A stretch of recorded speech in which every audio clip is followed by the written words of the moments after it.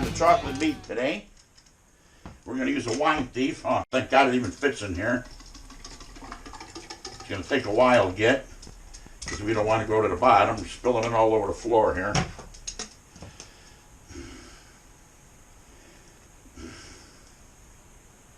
I hate using this thing. It's more risk of contamination. I already sanitized it once. The thing is, you don't want to go to the bottom with it because you'll stir up what you're ready to transfer. Now, if I would have thought this through, I would have did it first, transferred it to secondary first before I did this. But obviously I didn't think things through.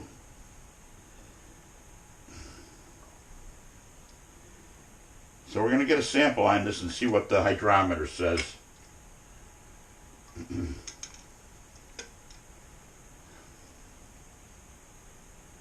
We just want to float it. Can't tell if that's it yet.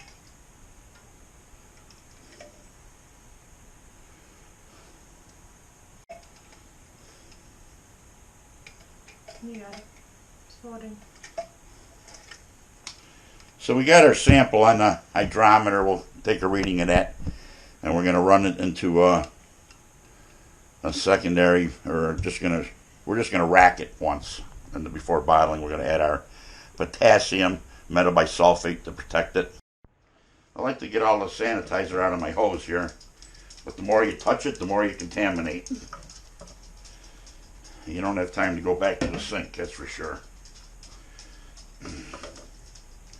Spill it on the wife's floor, and that way the floor gets clean eventually.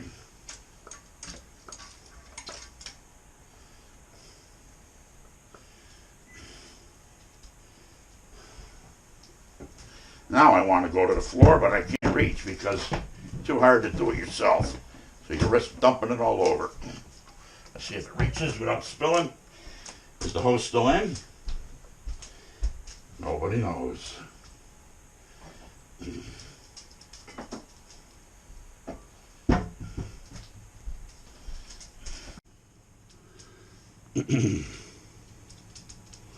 Got it spilled all over the floor here.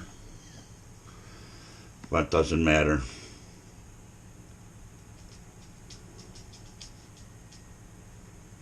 So what we're going to do here is rack this chocolate mead. We're going to get a reading on it now. So on our chocolate mead here, we added, if I remember correctly, it was another half a pound of honey last month to try to get the top off the airspace and take care of the back sweetening. And she hasn't fermented any further, so we're at 1030. So this is going to be a nice sweet one. I'm going to guess this is going to come out to be about 10 to 11%. The wife is going to calculate that shortly once I give her calculator back. So yeah, the hydrometers. We're going to get a taste test on this too as we're still transferring the rest of it down into the carboy down here. Boy, it is dark in here.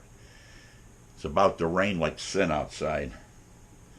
So there we go with this is the third racking.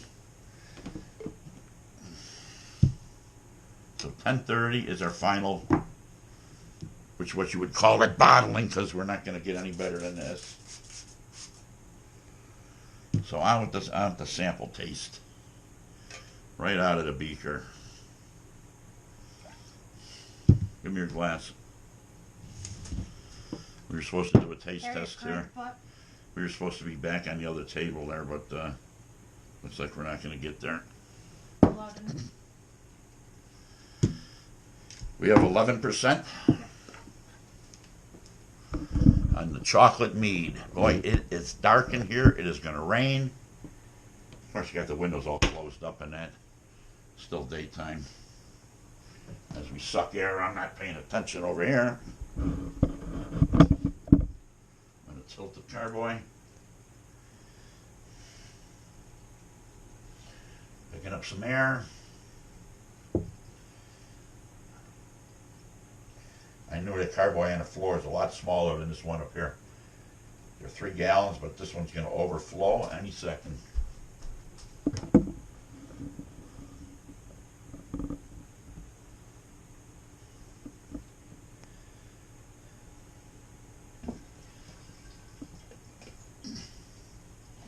So we almost got a full boat here. I hate these glass carboys. I hate glass carboys. The necks are too small. Find a bunk for that. So it finished at 11%. I can immediately smell the alcohol on it. And it's got some good alcohol legs. They're standing out really nice. Smells very chocolatey. Very chocolatey. If I had my sheet in front of me, I'd be able to spit out some more jargon. Yeah, we used the Mangrove Jack yeast on this one, I remember. 9 pounds of orange blossom honey was used in this. What else we got? We used, I forget, some 1 pound of chocolate malt, beer malt. Camera's pointing over there, I'm looking over here. Hey, there goes a squirrel. So let's get a taste test on this. Boy, you can smell the alcohol and the chocolate.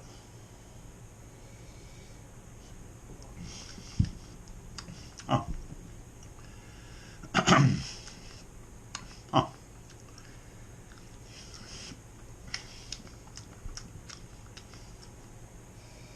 11%.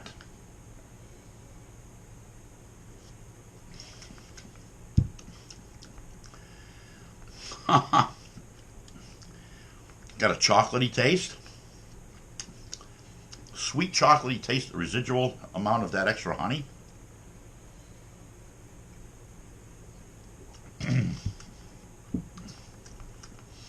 It's not too bad. Question is whether I leave it pure chocolate or I decide to touch it up with some cherry.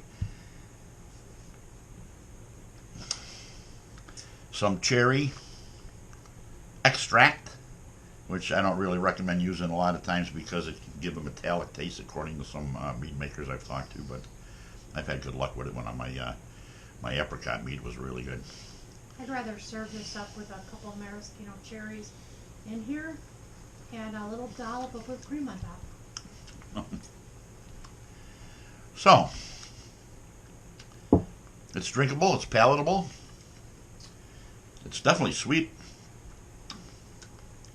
Residual sugars, chocolate taste. The wife seems to like it. I like it. Wow, it's gonna 11%. It's gonna hit you.